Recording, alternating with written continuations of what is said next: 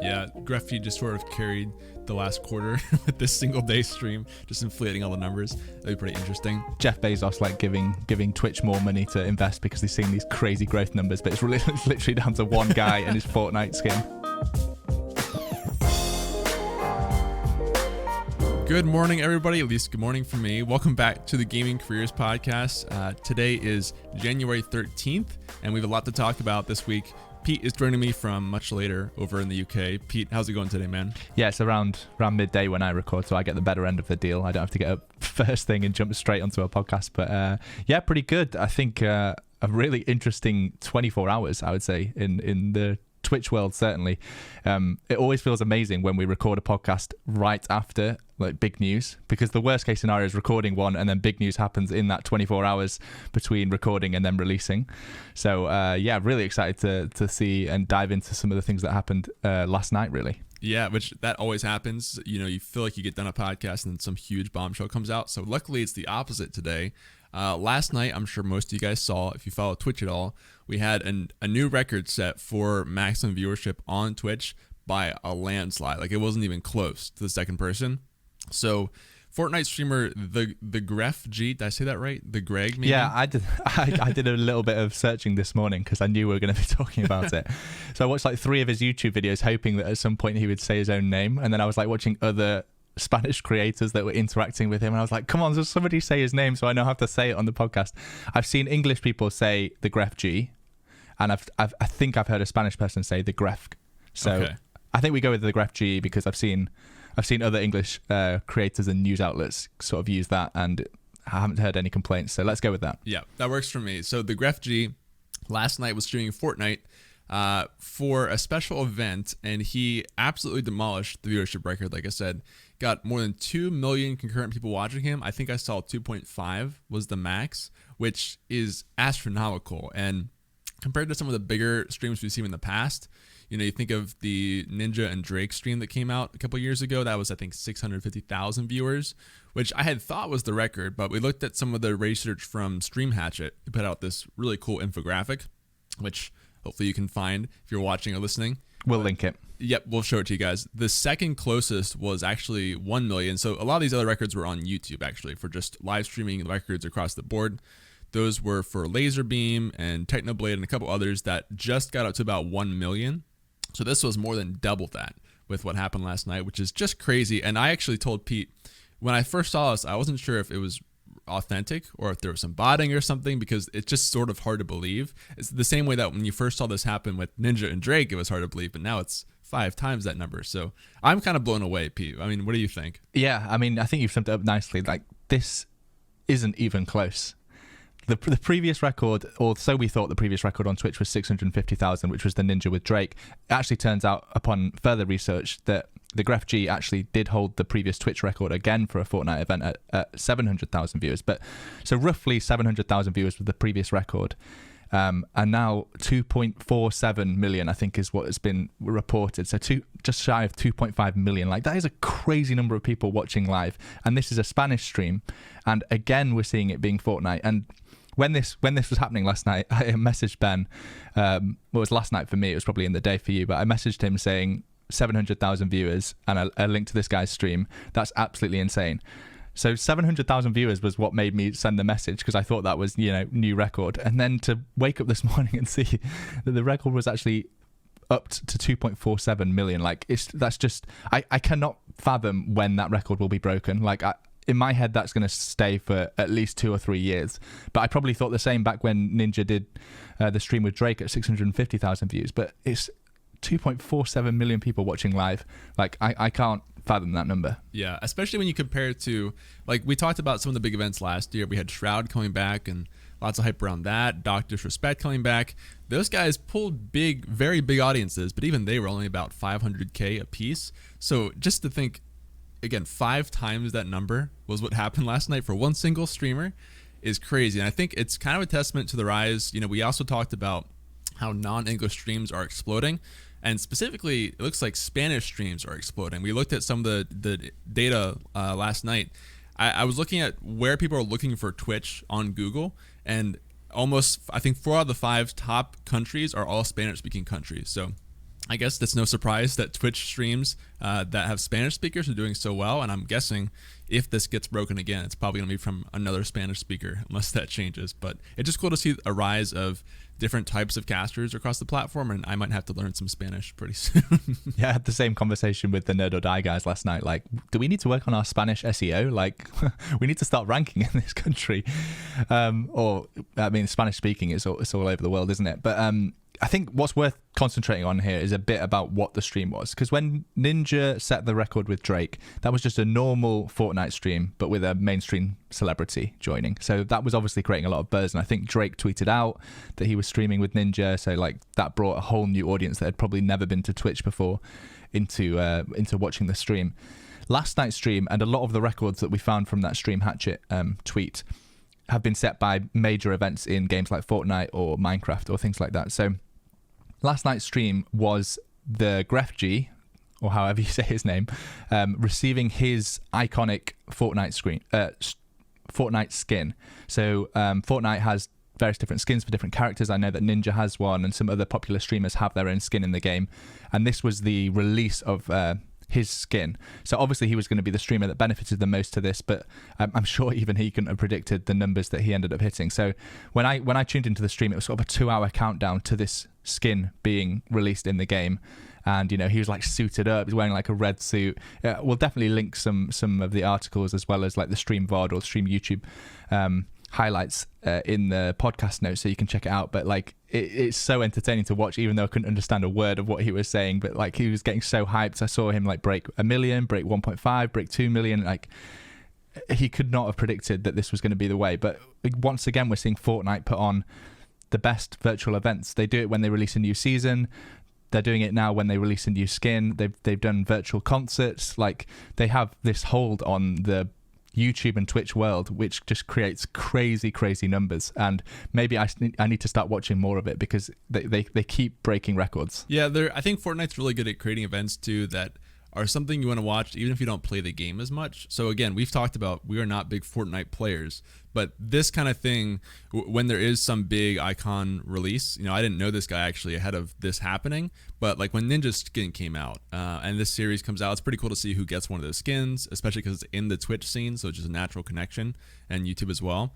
But also their seasonal events, like you said, those tend to be really big names that come in there, like Travis Scott, or they do some other sort of crazy thing that we haven't seen before in gaming. So even though I don't play the game, I always watch those events, and I think they just kind of understand how to do that really well. So I hope they keep doing that. I want to see more of these streams come in here and more of these huge moments with people, even if they don't play the game, just connecting to these events. I think it's super cool. And like you said, I just don't really see any other game that can really compete at this level. Like we see some stuff from League of Legends with music videos and things like that, but nothing quite as just blowing over all over the culture and hitting these milestones like Fortnite is. Yeah, I think even some of the tweets that I saw from last night, even the viewership records for major games like League of Legends Worlds, the single streams for them on Twitch, even that was broken. So this isn't just like the single solo creator record, but it's also the biggest stream on Twitch. And I actually also saw it was the most concurrent viewers on Twitch as a platform.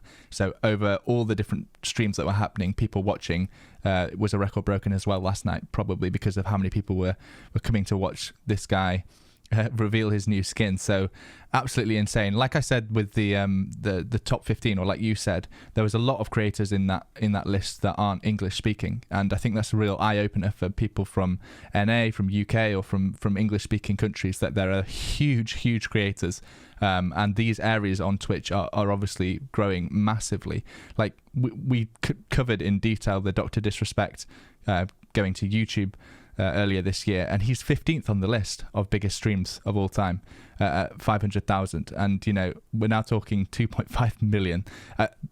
Granted, that first stream, the 2.5 million, is over 2.5 times the next biggest, so it is an anomaly for now, but yeah, I don't know what it will possibly take for that record to be broken now. Yeah, it's crazy too, because I mean, again, I feel like every time this happens, it feels, is this real? I mean, are these real numbers happening? Because I think I saw someone say that the viewership for the NBA finals was like 7 million or something insane. So to see that people are getting to 2.5 as a solo streamer on Twitch is just kind of mind blowing. And it also makes you wonder how Twitch is going to have to change their ecosystem. I mean, you might have seen there was some downtime on Twitch yesterday, as well as I think the day before. And it's probably because of stuff like this happening, where you're seeing tons of explosions in markets outside the US and just so much server traffic. And then things even like, how do you manage a community of 2.5 people when they're watching 2.5 million people? How do you moderate that? How do you build tools that'll handle that for the server side? So it's interesting to see how they'll kind of deal with that, both on Twitch and YouTube and any other live streaming site. And I hope it continues, because these events are so cool to watch. And I think they sort of just prove how much potential these streaming platforms have. And everybody talks about them when they're happening. Yeah, I think you've got to give credit there. Twitch has had some problems with their infrastructure. Seems like for the start of 2021, we reported last week, I think, that they had 3 days of issues, and then certainly this week there's been a couple of days of issues as well. Thank God it didn't happen last night from TheGrefg's point of view, because otherwise maybe he wouldn't have been able to break the record. But that's a crazy engineering problem to try and solve, like serving live video to 2.5 million people. Like, that is crazy. So hats off to the engineers at Twitch for obviously being able to support that, and hopefully they can get past all of these growing issues. It'll be interesting, I think, to see like the Streamlabs and Stream Hatchet Q1 reports when they come back, and see how much this day has sort of skewed the numbers, because it was such a crazy day. Like I said, the total viewers on Twitch record was broken. So I wonder how much we're going to see like a crazy spike in viewership on Twitch in Q1, and how that evens out with YouTube and things like that. Yeah, TheGrefg just sort of carried the last quarter with this single day stream, just inflating all the numbers. That'd be pretty interesting. Jeff Bezos like giving Twitch more money to invest because he's seeing these crazy growth numbers, but it's literally down to one guy and his Fortnite skin. Yeah, they're gonna probably sign him pretty soon just to make sure he stays and keeps doing that. Anyway, that was really cool, and I'm sure we'll keep talking about that. Again, hopefully we see more records broken. Maybe Fortnite adds more icon series types of skins and things like that on YouTube. Even would be pretty cool to see. We did have a couple other pieces to talk about. So one thing I was just sort of interesting that I saw is Shroud actually got an interesting message. He was trying to raid a smaller streamer and was told he had too many viewers. So speaking of having server issues with a lot of people watching you, this is just the first time I had seen this. He was blocked from raiding another channel because I guess the raid system on Twitch is not built to support certain types of raids. When you have 20 viewers, or maybe like in non-partnered channels or something, they can't handle that, which is kind of interesting. So I just want to mention that because I don't think it was really Twitch. People kind of frame this as Twitch is blocking Shroud from supporting small creators. Like they don't want to support small. I don't think that's the case. I think it's actually just a server thing, but it was just interesting. I'd never seen this message before. Had you? Yeah, when you first pasted this into like the sheet that we keep all the weekly news in that we might want to talk about, I thought it was just Shroud openly saying, I don't want to host smaller viewers because they like, you know, they could say anything and it's on my brand or anything like that. But it was actually legitimate. Like he got an error message effectively saying that he had too many viewers to support a raid to that stream right now. So it makes me think from like the engineering point of view, like there must be some thresholds that people hit in terms of they do something different with the stream. Like I know that you have like the affiliate partner thresholds, and you know you get transcoding if you're in the top certain percentage of streamers on Twitch, but this is a whole different kind of threshold where apparently you need to be somewhere in the viewership range to be able to get a big host or a big raid. So I don't know if this is an issue that's going to be fixed or if it's something that we just need to be educated on, but yeah, it's probably I hate the notion of small streamers thinking they just need to get lucky with a big host, because rarely does that convert into long-time viewership. But yeah, maybe this is something that Twitch do need to fix, or at least educate us on. Yeah, I mean, I think it's probably because it's such a niche case that you have a raid for 50,000 people going out somewhere. So I haven't seen many myself. That's probably just trying to funnel people that way. There's some issues going on there. But just interesting. I thought that we saw it happen. There was also something interesting I want to cover is, so we talked a little bit about all the Capitol Hill stuff, but we also talked about Hassan last year, just setting these huge records around political streams. That's kind of when he peaks as a streamer and is typically the biggest streamer on the platform when something's happening political. His stream actually was seemingly shut off a couple times. So what happened is he was streaming for, I think, his max viewership he's ever had. Quite a few people watching him, and his stream key reset. So that's the kind of thing that doesn't just happen when you're streaming, seemingly for no reason, that your stream key will change. So his thought was that someone was doing that to him, like some rogue Twitch employee was resetting his stream key during his stream because of his opinions or something. And so I don't want to get like too political with this, but it's just interesting to hear that maybe Twitch is doing this internally. I don't know. What do you think, Pete? Do you think this is something that they're doing intentionally, or do you think it's just a server issue of some kind? Yeah, I think it goes heavily in the rumor mill for me. It's difficult to be able to pinpoint exactly what's happened, because obviously if that is legitimate and his stream key is resetting, I feel like that's incredibly unlikely to have just happened by coincidence when he's doing a political stream, when the opinions in the US are so divided at the moment.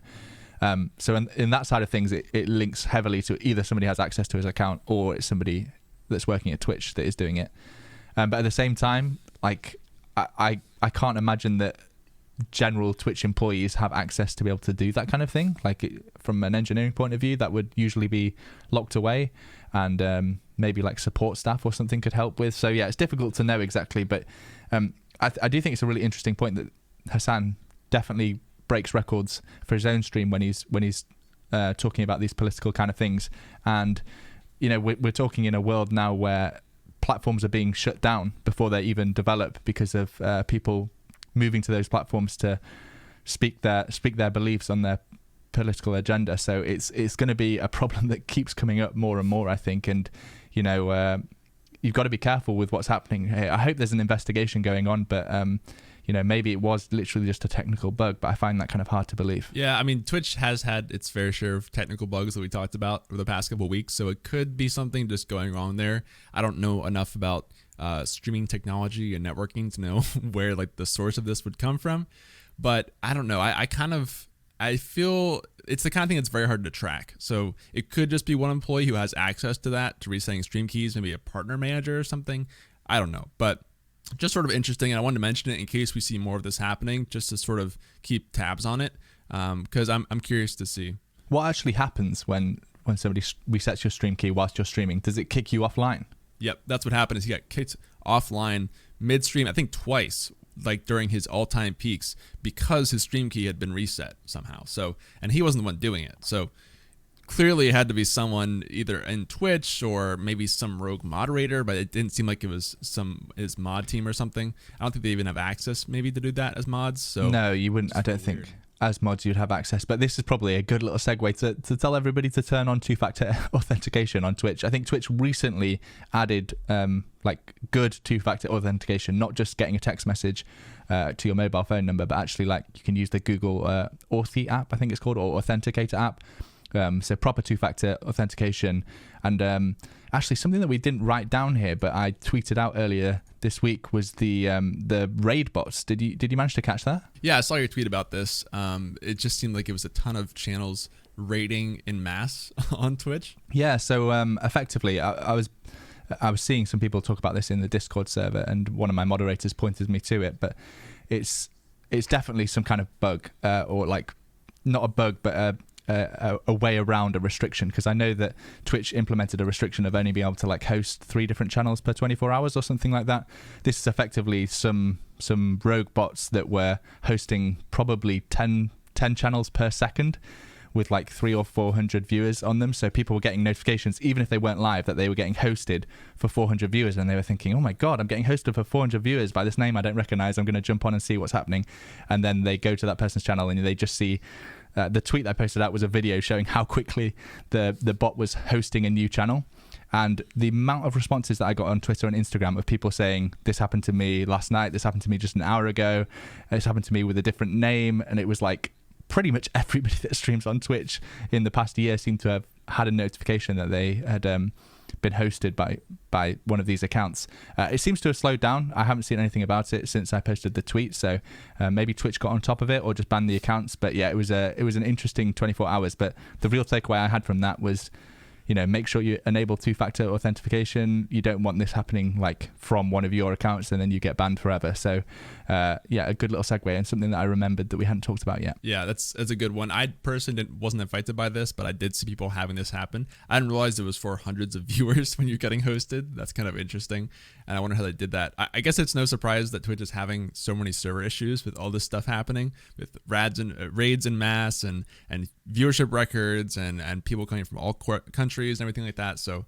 I guess that does make sense. An interesting link that I've just thought about, though. I wonder if the Shroud thing was an implementation from that those bots raiding people, because they were raiding all these accounts with 300 viewers, and all the accounts that I saw that people were being raided to were, small affiliate accounts. So I wonder if that was some kind of restriction that they just quickly band-aided on to hopefully prevent that from happening, or if it's just completely two separate issues. I'll have to look at the dates that they happened in case they overlapped at all. Yeah, it does seem like they're very close dates. I guess it could be just to have some emergency band-aid, like you said, to stop that from happening. But obviously, that's not what we want to have for long term, in case you want to have some bigger raids to support smart creators. I just kind of wondered if it was maybe a new record for a raid. I doubt it, but I don't know. Maybe it was just so big that Twitch had never had a raid that big before and wasn't built to support it. But clearly, I'm glad they got it fixed, because like you said, I have not seen this come out in the last couple of days of more raids happening and it's still being a problem. So I'm glad that's gone. Hopefully they can take care of the chat bots now that spam the "do you want to be famous" and all that stuff that I see in every channel every day, because those are still happening, still going on. So speaking of a little bit political stuff, we have to get a little bit here with the other big piece of news this week, which is PogChamp, or not Very PogChamp in this case. Twitch removed the classic PogChamp emote, which I think it was the 4th or 3rd most used emote on Twitch, and obviously one of the best known just in culture with the whole Pog memes. They removed that because the face of the PogChamp, the guy who, I forget his name, Butex or something? Gutex, yeah. That's right. He had said some things during all the Capitol Hill riots about inciting violence, and Twitch basically just didn't want to be associated with that and have him as representative during all that controversy, so they removed him. And in the wake of that, they have decided to replace the PogChamp emote with one of their creators basically doing the PogChamp face every 24 hours. And they've done, I think, 3 or 4 now since this came out. So let's talk about that piece first, because there's more to go off of it. But obviously, that was kind of shocking for a lot of people to see, because it's such a classic and such a used emote, and so many variants of the emote too. So it's pretty interesting. Pete, what did you think? Yeah, it's one of those things where Twitch, it was a difficult decision that they had to make. And from a personal point of view, I think maybe they probably made the right decision. Nobody is using the PogChamp emote and thinking about the original person's face. Like it's become so separated from that now. Like you could ask a random viewer who it is, and I reckon less than 1% of people would know who Gutex was. But the PogChamp emote, like you said, is the 4th or 5th most used emote on Twitch, so it gets spammed in all kinds of different channels, and kind of became synonymous with like an awesome moment happening, or like somebody doing something really clutch in a game. So yeah, it's a big move for Twitch to remove it, since it was so widely used, but I kind of understand their reasoning behind it. And I really like what they have done since, which was a suggestion, I think, by Day9, who's StarCraft commentator, really famous back in the day, and still has a very large following, who suggested, why don't we replace the PogChamp, the original PogChamp, with individual creators' versions of PogChamp, because a lot of people will have their own Pog emote in their own chat with their own face, making a similar sort of, oh my god, look what's happening face. So Twitch was going to rotate that every 24 hours to a new creator. I don't know how long that's going to happen for, if it's going to be indefinite. Surely they'll eventually run out, but probably not with the amount of people they're streaming on Twitch now. But already, I mean, literally 3 days after they started doing this, they've already run into issues. Yeah, unfortunately. So for those of you who might not have seen it, yesterday they replaced the PogChamp emote with one of the new creators. I forget his name, but just to leave him targeting out of this, he had said some things, and people dug up some clips of him saying stuff on stream that was politically charged, to say it easily. Just basically the same kind of issues that the original PogChamp had. This guy was maybe making things in the other direction, saying things like white lives don't matter, and just very controversial things. So we've now had 2 cases in the past week of this emote of someone being associated with some political views, and those are problematic, and now it's causing controversy. I don't know if they actually removed the new PogChamp from Twitch after this happened, but basically, I think it opens a bigger discussion on just using faces in general, because emotes, which is kind of interesting, are representatives of the platform to a sense, especially when they're global emotes used by the entire platform. So think of any other classic emotes, the same kind of thing where if this person's face becomes the person that has some sort of political issue or does something awful or whatever else, then Twitch is tied to that person in a sense, and it's part of their brand. So I kind of want to ask, maybe have a discussion today too of like, where do we see the future of emotes going? Because I wonder if maybe we'll move away from actual people's faces or have some sort of future-proof system so that this doesn't keep happening, because I think it could happen with any other emote. So I don't know, Pete, what did you think about seeing all this? Yeah, I mean, I actually shared like in my friend's Discord when this news came out. I was like, how long is it going to be before one of the new PogChamps, somebody goes through their old tweets and finds something like racist or just as bad as what Gutex had said? And it was literally 3 days. So it didn't take long at all. And that's probably the case. Like, is somebody's full-time job going to be going through their next PogChamp emotes tweets history, trying to find if there's anything controversial to make sure they can use it? Like, it's a full-time job for somebody if that's the case, and they need to do it every 24 hours. So maybe the better move here is for them just to design a new PogChamp emote which doesn't have anybody's face and it's just a hand-drawn character or something. It's difficult because whatever Twitch do, they're probably going to get flack for it now. But it seems like there's going to be too much controversy with any of the new PogChamp emotes being made. And kind of what's happening, you know, from a nice point of view, what's happening is when a new PogChamp goes out, loads of people go to that person's channel because like they have something to celebrate. Like, I'm the face of PogChamp on Twitch today. But unfortunately, what happened yesterday was these historic tweets were found, and then it kind of took over the whole discussion of this guy's stream. So he says even more controversial stuff, and it's like this is not what Twitch wanted to create from this situation where they're trying to do a good thing, and it's turned into this like spiraling horrible thing where they don't want any eyes from news outlets looking at, you know, this person's PogChamp channel because it's a political discussion now. Yeah, I mean, to their credit, I don't think we should be up in arms at Twitch about this, because I think they're doing the right thing by trying to put good faith out there and change the emotes. And again, originally it was a community suggestion, so they're trying to play with the community, and I think that's a great idea. Plus, it was only 24 hours, so I mean, it's different than having this other person who's been on there for years representing the emote versus just someone who's a flash in the pan. So that piece is good. But I think it's interesting, again, to think about how emotes might change in the future, because what's interesting about Gutex, for example, is he originally was part of Twitch, I believe, but he was not really like a active creator or even like in the gaming space, and yet his face had issues, and that caused issues on Twitch. So I think it really could happen to any other emote potentially. If something were to come out, or maybe if it was used in some bad way for some sect groups or something. So I wonder if maybe we'll move to animated faces in general, or just like characters. One thing I saw people say originally when PogChamp got removed was that we should replace it with Recful, like kind of in his honor. And then that was kind of a cool idea, but then people also said, well, that could be interpreted badly because then it might be used for suicide and things like that, and used too jokingly. So there's a lot of issues to think that when you're looking for emotes, even it seems like such a simple thing like an emote, but there's so much to consider when you're doing that, as we've seen in the past week. So I kind of think we'll see a move towards more characters or just non-people emotes sort of, that are more stylized and have just less brand risk, because I'm sure as Amazon is in control of Twitch now, they don't want to have that keep happening. I don't know. We'll see. What do you think, Pete? Yeah, this reminded me actually that it's not the first time that we've seen Twitch ban an emote based on the person in the picture. I think maybe 6-9 months ago, certainly at some point in 2020 or maybe very late 2019, they banned the Bless RNG emote. I don't know if you remember that one. It was sort of a long-haired guy with like the praying hands. Turns out that he, I think he admitted to some domestic abuse or something to an ex-girlfriend, and then Twitch decided to remove it. And I think he was like working for a company that was related to Twitch in some ways, and he got let go as well.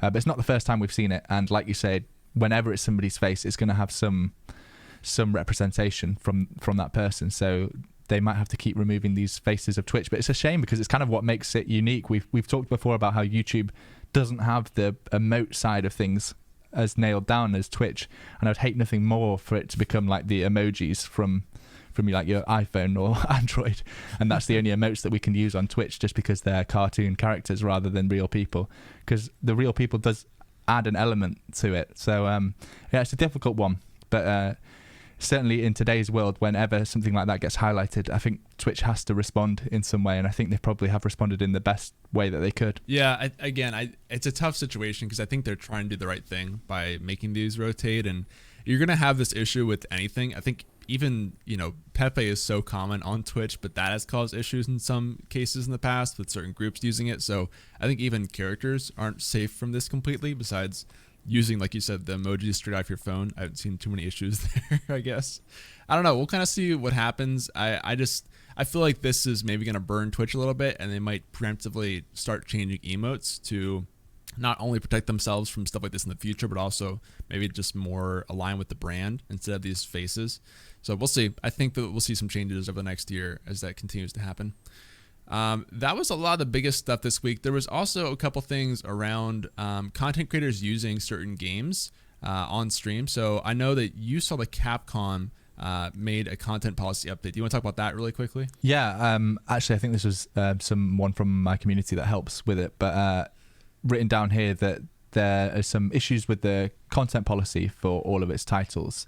So some examples they've put through is the Jackbox TV games, which are like the party games that you have and a lot of people play on stream, have updated their terms forbidding brand deal streams from playing their game. So streamers that have a brand deal on that stream from playing Jackbox games. Now, it's just an updated term, so whether this would ever actually get enforced is a whole different question, really, but certainly interesting, and it's something that we covered. I think we talked about it a few weeks ago, but like you say, when you're streaming for work on the Lenovo Legion channel, you don't want adverts for Razer or these other companies that make computers coming up before your live streams, and there's no way to control that right now. And this is kind of I guess a little bit of insight from a developer's point of view as to what they deem allowed and not allowed for their streams. Yeah, I think so. I looked at the Jackbox piece in particular, and like you said, they made a couple updates specifically around using the game when you're doing an ad deal is what they had forbidden, but then also it looks like they had made some changes to block modes where you're doing things like you have to be a sub or pay of some kind to be part of the game is what they're blocking. I think we've seen some games do this in the past, but just kind of interesting to see some of the games do this. I think it makes sense from the ad deal perspective because you're essentially using your game to promote this other brand, which I think games have always had the right to do. But like we talked about, a lot of times the developers kind of want to support Twitch and YouTube as a whole, and so they don't do this kind of thing, but they kind of always had the right to. So I understand why Jackbox is doing this to a degree. I don't think that we'll see a lot of other game companies do this, but maybe if we see bad ad deals, or I mean, maybe if companies want to get more out of those ad deals and have some sort of cut from those, we could see this happen more. I don't think that'll happen personally, but you never know with the next year. But just interesting to see more of these companies kind of getting stricter on their content, and I think probably just preemptively preventing themselves and creating a policy that they can take down stuff if they need to in the future. Yeah, I think it's like you said, it's updating their policies for 2020, 2021, this like new year where streamers do hold so much value and there needs to be a bit of protection. And it wouldn't surprise me if we see game studios start to put in a lot about DMCA and like what music you can and can't stream, what is deemed okay to do for content versus, you know, breaking the game or hacking in a game. We've seen a lot of like Valve banning people from live streams where they've shown that they're using hacks. Like this whole world of live production of your content is definitely making a lot of publishers, I think, re-evaluate what their terms are and what they allow people to do, as well as how they market their game. We talked last week about the success of Among Us and Fall Guys and games like that really seem to have been designed from the ground up to be streamed on Twitch, and so it doesn't surprise me that this is coming from the content policy side as well. Yeah, and I think we just talked about all the issues with, you know, political issues coming in and extreme stuff like that. So I think it's, again, just more ways to protect themselves going forward. I think those were most of the big hits I saw this week. The one thing I did want to mention is CES is happening right now. So I know that there's a keynote from AMD happening today, as well as a NVIDIA announcement. So I think we might have some news in the next couple weeks about those two companies and if some of the stuff impacts any of the gaming scene. So we'll keep an eye on that. I haven't really seen much come out yet besides selfishly, I'm kind of loving the Lenovo AR glasses that we came out with. Have you seen anything from CES yet, Pete? No, actually, I haven't followed it very closely this year. I was very close to going last year, actually, to the event. It's probably a good job I didn't, seeing as COVID was probably secretly kicking off all around the world in January. But yeah, I haven't really followed it too closely this year. I wonder how much of an impact COVID will have had on a lot of the companies and what products they can manage to release, but it's usually just a good rumor mill of what's coming in the next year. You know, it's not necessarily products that are going to be live now, but like things that are going to come out. You know, Elgato last year, they teased the Wave microphones, and I think they came out 3 or 4 months after that. So hopefully we do see some cool stuff. Like you said, NVIDIA probably not announcing anything new because they had a big announcement for their 3000 series GPUs, but you never know. It's definitely worth keeping an eye on. Yep. I know that Legion will have some things coming out, so I'm sure that the hardware pieces will have some stuff to announce too. But yeah, hopefully we'll get some rumors of things at the very least of stuff to come later this year, which is always exciting for stream tech and that kind of stuff. But I think that mostly does it for this week. Pete, is there anything else you want to mention before we kind of wrap up this week? No, I think that probably sums up a record-breaking week. I guess for people that want to learn a little bit more, I would definitely check out some of the links to the Stream Hatchet tweet that we'll share in the description below, where you can sort of see the records that have been broken in terms of concurrent peak viewership for streams. But yeah, I wonder when the next podcast we'll do, where we'll be talking about somebody beating the 2.5 million concurrent viewers. I certainly don't think that's happening this year, but you know, stranger things have happened. You never know. Yeah, I think it could happen in 2021. I mean, especially with the quarantine stuff probably lasting the first half a year as the vaccine's still going out. People are still watching a lot of Twitch. Clearly, in Spanish-speaking countries, Twitch is still exploding, again, at an all-time high. So I think it could happen, and we'll see if maybe Fortnite can kind of ramp up that success and make more of this happen. I want to see more of it personally. The more records we can break and the more we can compete with NBA broadcasts and things like that, I think the core it is for the whole live stream space. So I'm excited. But yeah, thank you guys for watching. I appreciate it. And we will see you next week for hopefully more awesome streaming news on both Twitch and YouTube. So thank you guys. Peace.